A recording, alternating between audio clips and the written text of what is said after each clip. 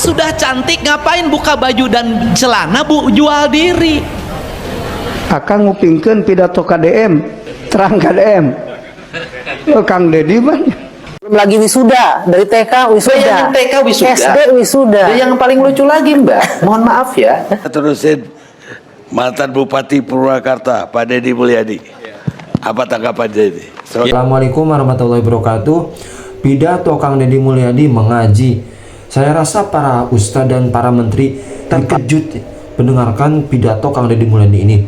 Banyak sekali ya tambang ilegal dan banyak sekali kerusakan. Saya rasa Prabowo dan Yonglala pasti terkejut mendengarkan pidato Kang Deddy ngaji ini. Kalau dari memperlihatkan mukanya saja sudah kaya, ngapain membuka bajunya?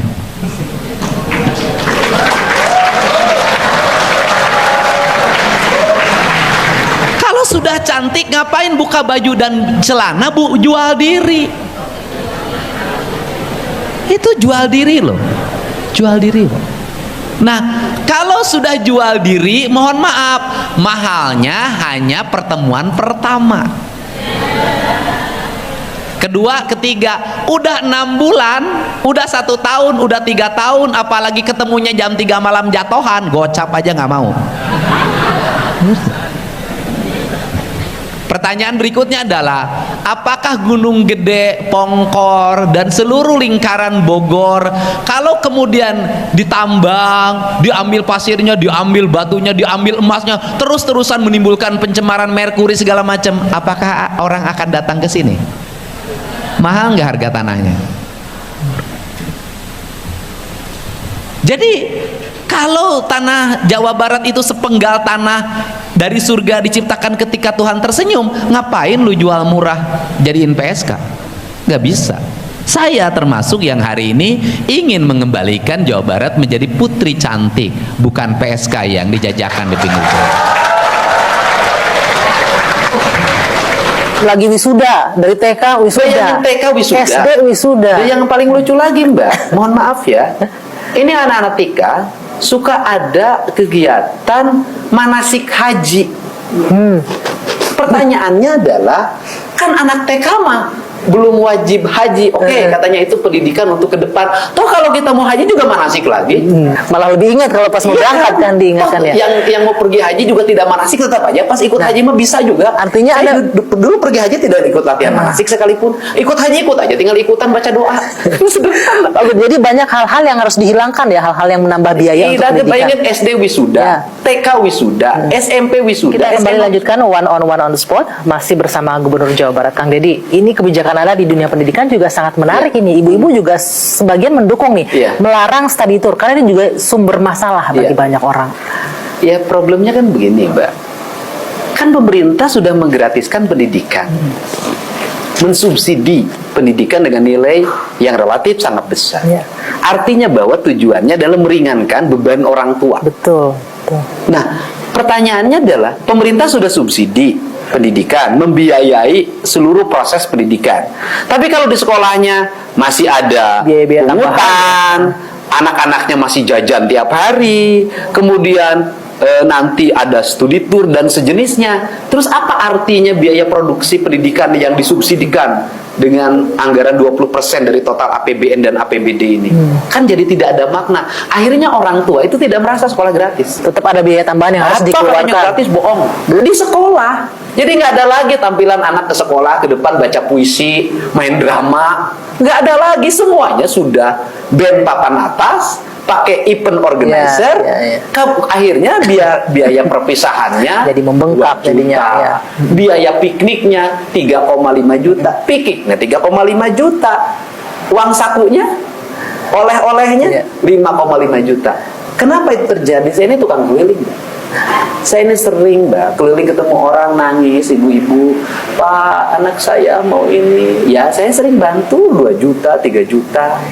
Saya bayangkan, nah yang misalnya bertemu dibantu, yang tidak dibantu pinjam apa orang Jawa Barat? Bank Emok, bank keliling, Bang Emok. pinjol. Bank Emok itu bank 10% bunganya, disebutnya bank Emok.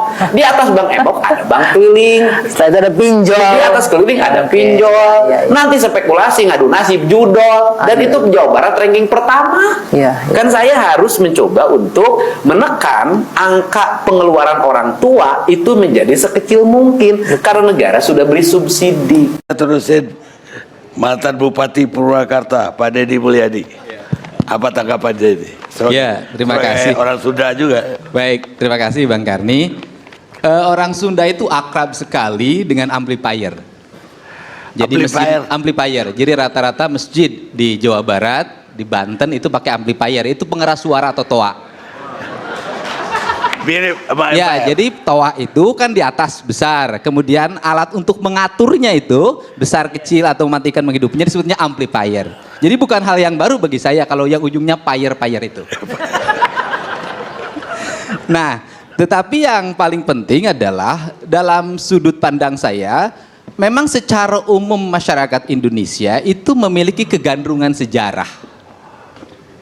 Dia rindu sekali terhadap nilai-nilai masa lalu dan untuk diaplikasikan dalam masa kini. Tetapi yang menjadi problem adalah selalu menemukan guru yang salah. Nah, dalam perspektif ini saya melihat bahwa justru kita kalau kalangan birokrasi harus mengambil pembelajaran. Misalnya kasus Raja Sejagat itu, Raja Agung Sejagat itu, saya diskusi dengan teman-teman, justru yang saya diskusikan adalah tata nilai seninya. Misalnya rombongan helaran kata orang Sunda, atau kemudian di situ karyaannya, atau rombongan pawainya itu cukup menarik. Pakaiannya cukup menarik, penataan upacaranya relatif apik, kemudian sampai ajudan rajanya juga hebat, pakaian rajanya juga bagus. Artinya apa yang harus ambil pelajaran bahwa birokrasi harus mencoba jangan kalah sama mereka. Yang digajinya besar, kemudian bajunya tidak menarik, itu birokrat dari Senin sampai Jumat itu. Upacaranya tidak menarik, tidak menjadi tontonan. Kenapa? Karena dalam birokrasi kita itu ada yang hilang, itu ruh kebangsaan. Kenapa ruh kebangsaannya hilang? Karena tatanya menjadi tata yang normatif, yang kaku, yang dibuat dalam tata aturan yang kaku itu melahirkan ketidakkreatifan, sehingga peningkatan tunjangan kinerja daerah dalam setiap tahun tidak mempengaruhi kinerja. Kenapa? Ruhnya hilang, ruh pengabdiannya. Kenapa? Nilai-nilai ikatan sejarah masa kini dengan masa lalunya hapus. Pengabdiannya menjadi tidak jelas, arahnya pengabdiannya kemana. Sedangkan misalnya seorang raja walaupun palsu bisa membuat histeria para pengikutnya. Apa yang harus dilakukan oleh birokrat kita? Kenapa tidak meniru kecerdasan mereka? Kenapa tidak sekreatif mereka? Kenapa kepala dinas kebudayaan tidak sekreatif Ratu yang tadi? Nah, sehingga kalau kemudian para arsitektur mulai belajar kembali pada situs sejarah kita, kemudian para penulis sastra belajar lagi pada sejarah kita, kemudian menciptakan birokrasi menjadi seorang sastrawan, jadi suratnya menjadi menarik. Kalimatnya menjadi kalimat pujangga, sehingga ketika seorang bupati, ketika seorang gubernur berkirim surat pada masyarakat, suratnya dibaca dengan baik. Kenapa? Karena susunannya karya sastra. Kalau surat sekarang birokrasi pasti dimulai dengan kalimat, disampaikan dengan hormat, semuanya rata. Atau masih mending disampaikan dengan hormat, dipermaklumkan dengan hormat, menganggap rakyatnya itu orang gila. Ini kan problem kita. Sehingga karena ini problem kita, bagi saya ini kan karena Mas Sujiwo Tejo agak kurang produktif. Jadi jarang sekali membuat pertunjukan teater yang menarik, drama yang menarik. Masyarakat kita sudah kehabisan tontonan yang menarik dan berkualitas. Jadi muncullah tontonan yang ada di Jawa Tengah, di Projo, dan di Jawa Barat, di Bandung. Tinggal yang menjadi persoalan adalah kalau ingin jadi raja, menurut saya siapapun berhak untuk mendeklarasikan diri menjadi raja, asal punya syarat untuk menjadi seorang raja. Dia itu punya kekayaan yang cukup, punya pengetahuan yang luas, sehingga deklarasinya memakmurkan rakyat, membagi hartanya, bukan mengut iuran. Karena rakyat udah bosan dengan iuran dalam setiap bulan. Kan ini yang menjadi problem. Kalau Sunda Empire apa tanggapannya Mas Deddy? Ya, Sunda Empire itu Ya, kalau dari sisi tata kalimat sebenarnya mengejar pada aspek falsafah ajaran Pajajaran Siliwangi. Yang disebut dengan Sunda itu adalah nilai-nilai ajaran yang mengajarkan tentang kearifan matahari, kearifan gunung, kearifan laut, yang melahirkan ajaran Tritangtu di Buana, yaitu melahirkan ajaran satu tata rasa, dua tata negara, yang ketiga tata buana. Dan itu sebenarnya ajaran lingkungan di mana manusia Sunda itu menganut falsafah papat kalima pancet, bersatunya diri dengan kesemestaan. Kalau begitu layak dong Sunda Empire di bawah di atas sebuah kerajaan di Dari dunia. sisi nilai, bukan teori-teori. Jadi kalau nilai ajaran kan Sunda mengajarkan tentang manusia itu sama, manusia setara, dan itu kan ajaran PBB. Manusia itu setara yang disebut dengan pajajaran, saamparan. Kalimat sa itu kalimat penyatuan. Manusia, Tuhan dan alamnya adalah satu kesatuan yang tidak bisa dipisahkan. Siapa yang bertuhan tidak boleh nebang pohon sembarangan. Siapa yang bertuhan tidak boleh mencemari sungai. Siapa yang bertuhan tidak boleh menebas batu.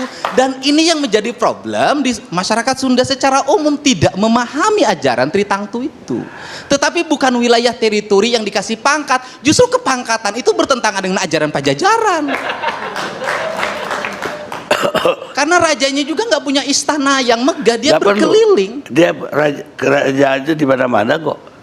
Pentagon aja di bawah dia. Kita lihat. Jadi yang dibutuhkan hari ini bukan pemimpin populis, tetapi pemimpin yang mampu mengorkestrasi seluruh sumber daya alam dan sumber daya manusia menjadi satu kesatuan irama, di mana iramanya menuju sebuah kebahagiaan yang hakiki. Dalam bahasa undang-undangnya, manusia Indonesia seutuhnya. Kalau ngomong demokrasi, saya mengalami inilah demokrasi yang sebenarnya adalah hari ini. Orang yang menuju masa depan itu rata-rata memiliki ikatan masa lalu yang kuat. Saya tidak akan mencampuri persoalan urusan perang yang terjadi hari ini antara Iran dengan Israel. Itu urusannya Komisi 1, bukan urusannya gubernur. Tetapi ada yang harus menjadi catatan penting kita. Pada sebuah negara yang ternyata mampu mengelola pikiran-pikiran akademik menjadi pikiran masa depan, dan itu diperlihatkan dalam kemampuan sains di bidang nuklir dan kemampuan sains di bidang persenjataan yang mungkin membuat kita terperangah. Negeri Mulah di mana pemimpin spiritualnya memiliki kalimat-kalimat yang menghujam dalam setiap perasaan orang yang mengikutinya, ternyata dia mampu mengikatkan dirinya pada masa lalu sebagai bangsa Persia, dirinya pada masa lalu sebagai orang yang memiliki keyakinan yang disebut dengan Syiah terhadap perjuangan Sayyidina Hasan dan Sayyidina Husain, dan itu menjadi spirit bagi bangsanya bahwa dia adalah bangsa yang harus melepaskan diri dari penindasan, dia adalah bangsa yang harus melepaskan diri dari imperialisme. Kalimat terzalimi itu melahirkan sebuah tekanan psikologi politik. Psikologi politik melahirkan sebuah kebersamaan yang pada akhirnya menjadi energi besar dalam mengangkat derajat dan martabat negaranya. Satu kesatuan ideologi dalam sebuah sistem kenegaraan Mulah yang berbasiskan imamiyah itu melahirkan spirit besar di mana dia mampu berdiri dengan tegak menghadapi siapapun dengan satu kalimat, kami tidak takut mati.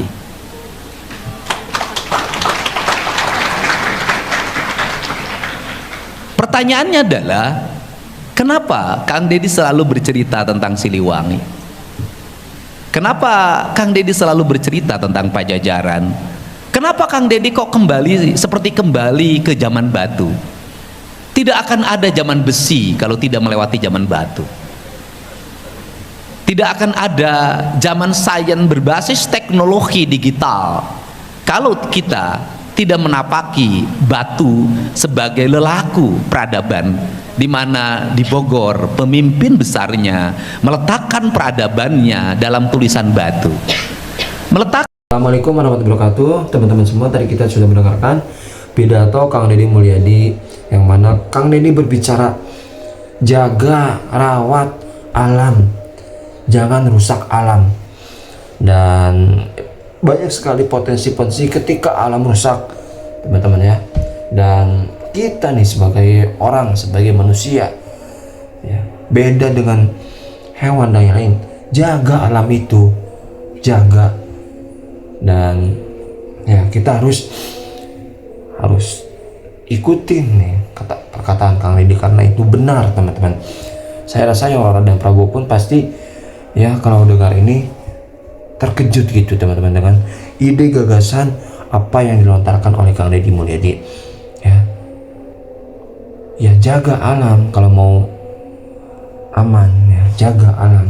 Dan pasti ya Ustadz Abdul Somad, Ustadz Edi Hidayat pun ya terkejut juga mendengarkan pidato sekelas gubernur seperti itu ya. Sangat peduli sekali dengan alam, sangat peduli dengan lingkungan ya. Kita doakan Kang Deddy Mulyadi sehat selalu, amin ya rabbal alamin ya teman-teman. Dan ya semoga makin berkarya, makin lebih lagi teman-teman, dan makin banyak orang yang merasakan kebaikan Kang Deddy Mulyadi, amin ya. Kita ambil yang baiknya, buang yang buruknya ya teman-teman, seperti itu. Oke teman-teman, itu dia video kali ini. Terima kasih, semoga sehat selalu. Assalamualaikum warahmatullahi wabarakatuh.